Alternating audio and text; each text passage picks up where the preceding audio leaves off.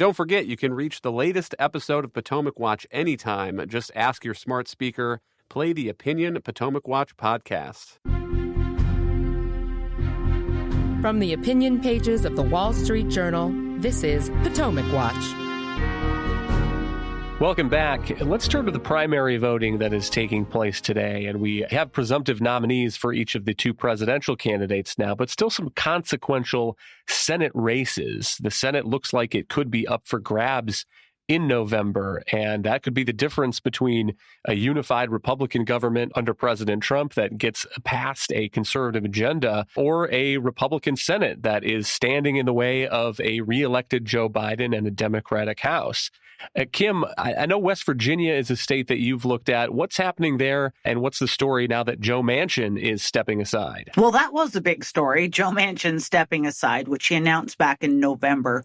You know, he has had a very long run in the state versus governor and then moving over to the Senate. And of course, he has remained a Democrat all along, even though West Virginia has become more and more red. This is a state that Donald Trump won by nearly 40 points in 2020.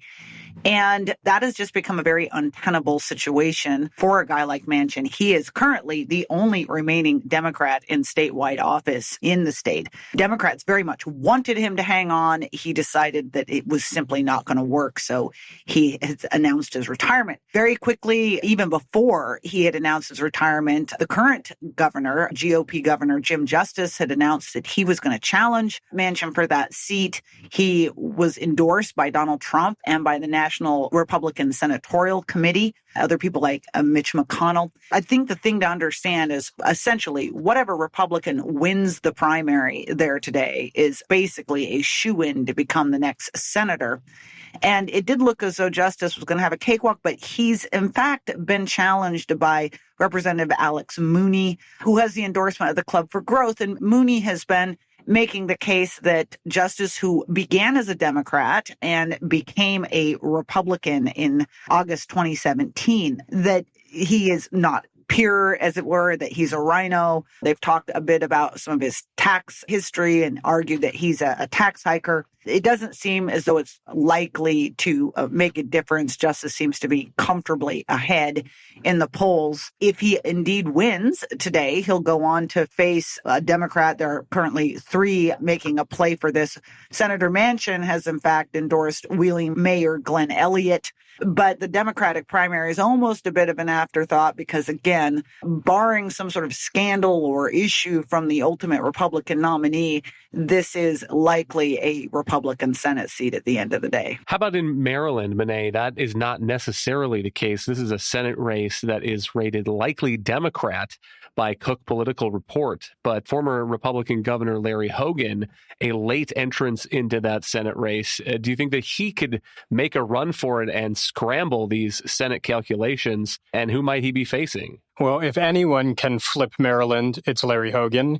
He was a two-term governor in Maryland, and he left office with about a 77% approval rating. It's hard to top that. So despite being a Republican in what's traditionally a Democratic state, he was very, very popular among moderate and even Democratic voters. And he's been out of office for some time now, but he still is remembered very fondly by voters in that state. And so when he threw his hat in the ring late, as you mentioned, for the Republican nomination for that Senate race, it completely reshifted the balance of the race and once again seemed to put it in play. And a lot of the early polls that came out showed him in head-to-heads against the two viable Democratic candidates and showed him leading. This was some months ago by a small margin, but leading somewhat. And so the hope among Republicans was that potentially he would be competitive to take back that seat. But I think things have changed as time has gone on. And we have seen a more recent poll that's come out from The Hill and Emerson, which showed him again in head-to-heads against the two possible Democratic nominees, and he seemed to be trailing.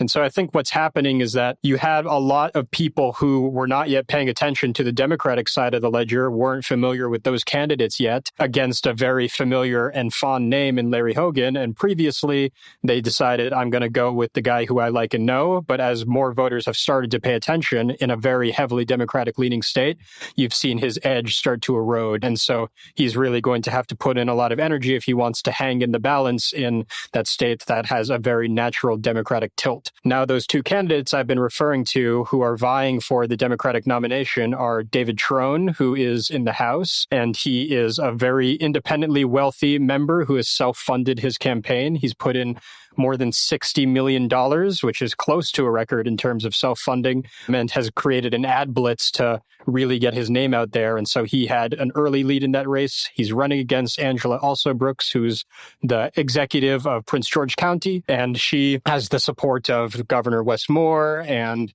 Chris Van Hollen, who's the other senator from the state, and a lot of the Democratic machine there. There isn't really a ton of political daylight between the two. Neither is running as anything other than an establishment Democrat. So that's a very close run race, but it will be an interesting test in November to see this very likable former governor, Larry Hogan, running as a Republican on the same ticket as Donald Trump, who's almost certain to lose by a wide margin in the state.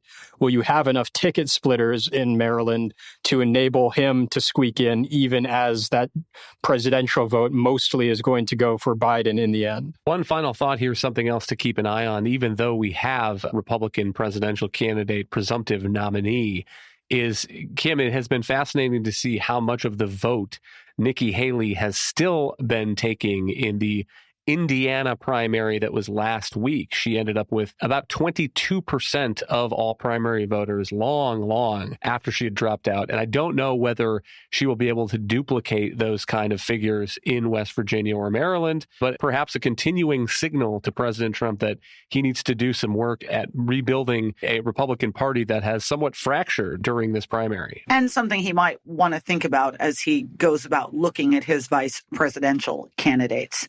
Because what those results continue to show is that while the enthusiasm for Donald Trump among the base is really quite high, in fact, there's no question that there's a far more enthusiastic base for Donald Trump than there is for Joe Biden. And that does bode well for Donald Trump's campaign.